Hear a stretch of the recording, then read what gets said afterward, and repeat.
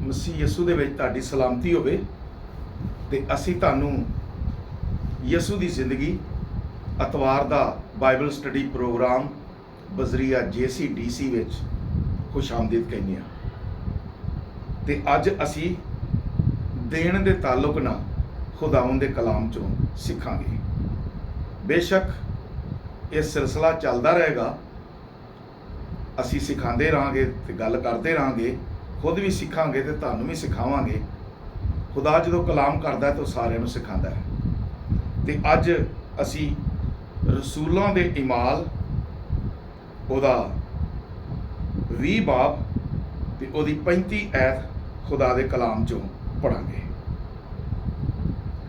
ਖੁਦਾ ਦੇ ਕਲਾਮ 'ਚ ਇੰਜ ਲਿਖਿਆ ਹੈ, ਇਹਦਾ ਅਖੀਰਲਾ ਹਿੱਸਾ ਜਿਹੜਾ ਹੈ ਲਿਖਿਆ ਕਿ ਖੁਦਾਵੰਦ ਯਸੂ ਦੀ ਗੱਲ ਯਾਦ ਕਰਨੀ ਚਾਹੀਦੀ ਹੈ, ਜਿਹੜੀ ਉਸ ਆਪੇ ਆਖੀ ਭਈ ਦੇਣਾ ਲੈਣ ਨਾਲੋਂ ਮੁਬਾਰਕ ਹੈ। ਯਸੂ ਮਸੀਹ ਦੇ ਮੂੰਹ ਚੋਂ ਨਿਕਲੀ ਇਹ ਗੱਲ ਕਿ ਲੈਣਾ ਦੇਣ ਨਾਲੋਂ। ਗੱਲ ਸਮਝ ਗਏ?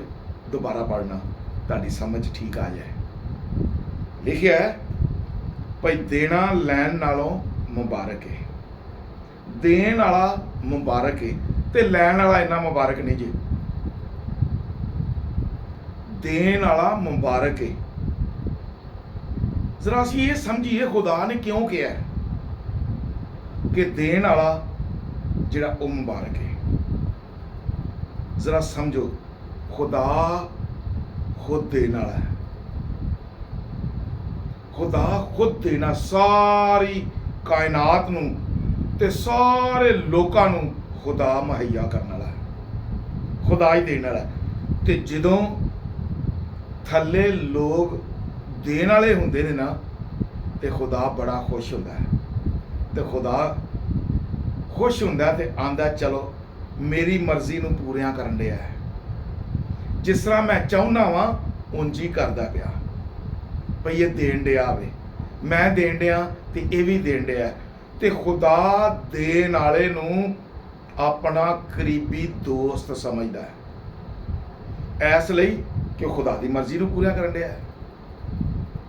ਤੇ ਜਦੋਂ ਖੁਦਾ ਦੀ ਮਰਜ਼ੀ ਨੂੰ ਪੂਰੀਆਂ ਕਰਦਾ ਨਾ ਤੇ ਖੁਦਾ ਦੇਣ ਵਾਲੇ ਨੂੰ ਦਿੰਦਾ ਏ, ਭਈ ਇਹ ਹੋਰ ਦਿੰਦਾ ਜਾਏ, ਹੋਰ ਦਿੰਦਾ ਜਾਏ। ਤੇ ਖੁਦਾ ਉਹਨੂੰ ਦੇਈ ਜਾਂਦਾ ਹੈ ਤੇ ਉਹ ਖੁਦਾ ਦੀ ਬਰਕਤਾਂ ਨਾਲ ਵੱਧਦਾ ਜਾਂਦਾ ਹੈ। ਕਿਉਂ? ਦੇਣ ਵਾਲਾ ਹੈ। ਤੇ ਖੁਦਾ ਨੇ ਦੇਣ ਵਾਲੇ ਨੂੰ ਇਸੇ ਲਈ ਮੁਬਾਰਕ ਆਖਿਆ, ਚੰਗਾ ਆਖਿਆ ਤੇ ਬਰਕਤਾਂ ਵਾਲਾ ਆਖਿਆ। ਅਸੀਂ ਜਦੋਂ ਪਾਲੂਸ ਰਸੂਲ ਦਾ ਕਰੰਥੀਆਂ ਨੂੰ ਲਿਖਿਆ ਦੂਸਰਾ ਖੱਤ ਪੜ੍ਹਨੇ ਆ ਨਾ ਤੇ ਉਹਦੀ 9 ਬਾਬ ਤੇ ਉਹਦੀ 7 ਐਤ 'ਚ ਲਿਖਿਆ ਹੈ, ਖੁਦਾ ਖੁਸ਼ੀ ਨਾਲ ਦੇਣ ਵਾਲੇ ਨੂੰ ਅਜ਼ੀਜ਼ ਰੱਖਦਾ ਹੈ। ਖੁਦਾ ਉਹਨੂੰ ਬੜੀ ਇੱਜ਼ਤ ਦਿੰਦਾ ਹੈ ਜਿਹੜਾ ਖੁਸ਼ੀ ਨਾਲ ਦਿੰਦਾ ਹੈ, ਚਾਹੇ ਉਹ ਖੁਦਾ ਨੂੰ ਦੇਵੇ, ਚਾਹੇ ਕਿਸੇ ਦੀ ਮਦਦ ਕਰ ਦੇਵੇ। ਲੇਕਿਨ ਖੁਸ਼ੀ ਨਾਲ ਦੇਣ ਵਾਲੇ ਨੂੰ ਖੁਦਾ ਇੱਥੇ ਖੁਦਾ ਦੇ ਘਰ ਦੀ ਗੱਲ ਕਰਦਾ ਹੈ ਕਿ ਖੁਦਾ ਦੇ ਘਰ 'ਚ ਖੁਸ਼ੀ ਨਾਲ ਦੇਣਾ ਖੁਦਾ ਉਹਨੂੰ ਆਪਣਾ ਅਜ਼ੀਜ਼ ਸਮਝਦਾ ਹੈ, ਰਿਸਪੈਕਟੇਬਲ ਸਮਝਦਾ ਹੈ ਤੇ ਬੜਾ ਹੀ ਚੰਗਾ ਸਮਝਦਾ ਹੈ। ਇਸ ਲਈ ਕਿ ਉਹ ਦੇਣ ਵਾਲਾ ਹੈ। ਤੇ ਖੁਦਾ ਦੇ ਘਰ 'ਚ ਦੇਣਾ ਤੇ ਖੁਦਾ ਨੂੰ ਦੇਣਾ ਤੇ ਖੁਦਾ ਦੀਆਂ ਸ਼ੈਵਾਂ ਨੂੰ ਲੈਣ ਵਾਲਾ ਖੁਦਾ ਦਾ ਖਾਦਮ ਜੀ। ਜਿਹੜਾ ਤੁਹਾਡਾ ਖਾਦਮ ਹੈ, ਜਿਹੜਾ ਤੁਹਾਨੂੰ ਕਲਾਮ ਸਿਖਾਉਂਦਾ ਹੈ, ਜਿਹੜਾ ਤੁਹਾਡਾ ਖਿਆਲ ਰੱਖਦਾ ਹੈ, ਜਿਹੜਾ ਤੁਹਾਡੇ ਲਈ ਦੁਆਵਾਂ ਕਰਦਾ ਹੈ, ਤੁਹਾਨੂੰ ਜੋ ਕੁਝ ਵੀ ਤੁਸੀਂ ਦੇਣਾ ਚਾਹੁੰਦੇ ਜੇ, 10ਵਾਂ ਹਿੱਸਾ ਦੇਣਾ ਚਾਹੁੰਦੇ ਜੇ, ਹਦੀਆ ਦੇਣਾ ਚਾਹੁੰਦੇ ਜੇ, ਚੰਦਾ ਦੇਣਾ ਚਾਹੁੰਦੇ ਜੇ, ਸ਼ੁਕਰਗੁਜ਼ਾਰੀਆਂ ਦੇਣਾ ਚਾਹੁੰਦੇ ਜੇ, ਇਹ ਸਾਰੀਆਂ ਖੁਦਾ ਦੇ ਖਾਦਮ ਨੂੰ ਦਵੋ। ਖੁਦਾ ਦੇ ਘਰ 'ਚ ਖੁਰਾਕ ਹੋਵੇ। ਤੇ ਖੁਦਾ ਦਾ ਖਾਦਮ ਫਿਰ ਜਿਹੜੇ ਘਰਾਂ ਦੇ ਵਿੱਚ ਜ਼ਰੂਰਤ ਹੁੰਦੀ ਹੈ ਨਾ ਉਹਨਾਂ ਨੂੰ ਖਾਮੋਸ਼ੀ ਨਾਲ ਦੇ ਦਿੰਦਾ ਹੈ।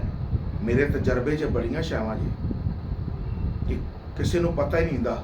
ਬਾਜ਼ ਔਕਾਤ ਮੇਰੀ ਬੀਵੀ ਨੂੰ ਨਹੀਂ ਪਤਾ ਹੁੰਦਾ ਕਿ ਮੈਂ ਲੋਕਾਂ ਦੀ ਮਦਦ ਕਰ ਰਿਹਾ। ਕਿਉਂ?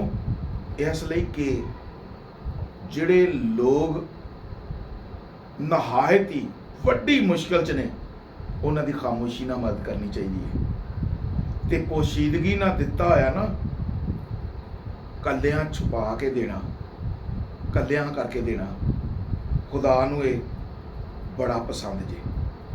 ਅਸੀਂ ਜਦੋਂ ਪੁਰਾਣੇ ਐਤਨਾਮੇ ਦੇ ਵਿੱਚੋਂ ਮਿਸਾਲ ਦੀ ਕਿਤਾਬ ਪੜ੍ਹਨੇ ਆ ਨਾ, ਤੇ ਉਹਦੇ 21 ਬਾਬ ਤੇ ਉਹਦੀ 14 ਆਇਤ 'ਚ ਲਿਖਿਆ ਹੈ, ਪੋਸ਼ੀਦਗੀ ਨਾਲ ਛੁਪਾ ਕੇ ਜਦੋਂ ਅਸੀਂ ਖੁਦਾ ਨੂੰ ਦਿੰਦੇ ਆ ਨਾ, ਤੇ ਖੁਦਾ ਦੇ ਕਹਿਰ ਨੂੰ ਠੰਡਿਆ ਕਰ ਦਿੰਦੇ ਆ, ਖੁਦਾ ਦੇ ਗਜ਼ਬ ਨੂੰ ਠੰਡਿਆ ਕਰ ਦਿੰਦੇ ਆ। ਇਸ ਲਈ ਕਿ ਸਾਨੂੰ ਇਹ ਨਹੀਂ ਪਤਾ ਹੁੰਦਾ ਕਿ ਅਸੀਂ ਕਿੰਨੀਆਂ ਗਲਤੀਆਂ ਕਰ ਬੈਠੇ ਆ। ਇਨਸਾਨ ਆ, ਸਾਡੇ ਕੋਲ ਤਾਂ ਗੱਲਾਂ ਦੇ ਵਿੱਚ ਹੀ ਗੁਨਾਹ ਹੋ ਜਾਂਦਾ, ਗਲਤੀ ਹੋ ਜਾਂਦੀ, ਪਤਾ ਨਹੀਂ ਲੱਗਦਾ। ਅਸੀਂ ਆਪਣੇ ਨੂੰ ਚੰਗਾ ਕਰਨੇ ਆ, ਲੇਕਿਨ ਖੁਦਾ ਦੀ ਨਜ਼ਰ 'ਚੋਂ ਠੀਕ ਨਹੀਂ ਹੁੰਦਾ। ਤੇ ਜਦੋਂ ਅਸੀਂ ਛੁਪਾ ਕੇ ਦਿੰਦੇ ਆ ਨਾ, ਖਾਮੋਸ਼ੀ ਨਾਲ, ਤੇ ਖੁਦਾ ਦੇ ਗਜ਼ਬ ਨੂੰ ਠੰਡਿਆ ਕਰ ਦਿੰਦੇ ਆ। ਸਾਡੇ ਤੇ ਮੁਸੀਬਤਾਂ ਆਉਣ ਲਈ ਘਟ ਜਾਂਦੀਆਂ ਨੇ, ਰੁਕ ਜਾਂਦੀਆਂ ਨੇ, ਬਲਕਿ ਘਟ ਕੇ ਰੁਕ ਜਾਂਦੀਆਂ ਨੇ। ਕਿਉਂ? ਖੁਦਾ ਦਾ ਗਜ਼ਬ ਠੰਡਾ ਹੋ ਜਾਂਦਾ ਹੈ। ਖੁਦਾ ਦਾ ਗੁੱਸਾ ਜਿਹੜਾ ਅਸੀਂ ਗੁਨਾਹ ਦੀ ਸ਼ਕਲ 'ਚ ਕਰਨੇ ਆ ਜਾਂ ਨਾਫਰਮਾਨੀ ਦੀ ਸ਼ਕਲ 'ਚ ਕਰਨੇ ਆ, ਖੁਦਾ ਦਾ ਗਜ਼ਬ, ਖੁਦਾ ਦਾ ਗੁੱਸਾ ਠੰਡਾ ਹੋ ਜਾਂਦਾ ਹੈ। ਤੇ ਇਸ ਲਈ ਅੱਜ ਮੈਂ ਇਹ ਗੱਲ ਦੱਸਣਾ ਚਾਹਨਾ ਕਿ ਖੁਦਾ ਨੂੰ ਜਦੋਂ ਦਵੋ, ਖੁਦਾ ਦੇ ਖਾਦਮ ਨੂੰ ਜਦੋਂ ਵੀ ਦਵੋ, ਛੁਪਾ ਕੇ ਦਵੋ, ਸੁਣਾ ਕੇ ਨਾ ਦਵੋ। ਖਾਮੋਸ਼ੀ ਨਾਲ ਦਵੋਗੇ ਤੇ ਖੁਦਾ ਦਾ ਗਜ਼ਬ ਠੰਡਾ ਹੋ ਜਾਏਗਾ। ਤੇ ਖੁਦਾ ਬੜਾ ਹੀ ਪਸੰਦ ਕਰਦਾ ਜੇ ਦੇਣ ਵਾਲੇ ਨੂੰ। ਤੇ ਉਹ ਦੇਣ ਵਾਲਾ ਦਿੰਦਾ ਏ ਤੇ ਖੁਦਾ ਉਹਨੂੰ ਅੱਗੋਂ ਹੋਰ ਦਿੰਦਾ ਜਾਂਦਾ। ਇਹ ਹੀ ਤਰੀਕਾ ਹੈ ਸਮਝਣ ਦਾ। ਤੇ ਲੂਕਾ ਦੀ ਅੰਜੀਲ ਉਹਦੇ 6ਵੇਂ ਬਾਬ 'ਚ ਜਦੋਂ ਅਸੀਂ ਪੜ੍ਹਦੇ ਆ ਨਾ, ਤੇ ਉਦੋਂ ਖੁਦਾ ਦੇ ਕਲਾਮ 'ਚ ਲਿਖਿਆ, ਖੁਦਾ ਖੁਦ ਕਹਿੰਦਾ ਹੈ, ਖੁਦਾ ਆਪਣੇ ਮੂੰਹ ਇਹ ਗੱਲ ਆਖਦਾ ਹੈ, ਦਿਆ ਕਰੋ ਤੇ ਤੁਹਾਨੂੰ ਵੀ ਦਿੱਤਾ ਜਾਏਗਾ। ਤੇ ਐਂਦਾ ਦਿਓ ਕਿ ਨੱਪ ਕੇ, ਯਾਨੀ ਕਿ ਜੇ ਨੱਪ ਕੇ ਮੁਰਾਦ ਹੈ, ਪਹਿਲੋਂ ਲੋਕ ਸਾਡੀਆਂ ਬੀਬੀਆਂ, ਮਾਵਾਂ, ਭੈਣਾਂ ਕਿਸੇ ਕੋਲੋਂ ਆਟਾ ਲੈਣਾ ਹੁੰਦਾ ਸੀ ਨਾ, ਕਿ ਥੋੜਾ ਜਿਹਾ ਆਟਾ ਦੇ ਦੇ, ਤੇ ਉਹ ਨੱਪ ਕੇ ਦਿੰਦੀਆਂ ਸਨ।